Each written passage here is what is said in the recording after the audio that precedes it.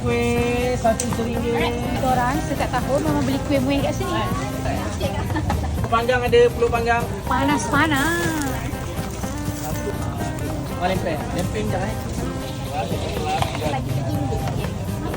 Hai semua, okay, yang sepanjang bulan Ramadan ni kita punya best gila ialah lempeng pisang kita dan juga kita punya pulut panggang. Kita punya pulut panggang besar-besar. Lepas tu kita buat memang homemade kampung. Memang cara kita memang cara kampung lah. Kita masih pakai lagi daun pisang. Actually kita dekat sini ada 12 jenis kuih. Kita ada badak berendam, putih mandi. Lepas tu kita punya onde-onde. Onde-onde pun korang wajib try sebab onde-onde kita masak dekat sini. So korang boleh bawa balik panas-panas. Ada juga kuih burger Malaysia. Kita ada kuih koci, tepung bungkus. Kita ada 2 jenis apam kampung dengan apam beras. Apam beras kita macam-macam colour. So budak-budak mesti suka. Terima kasih.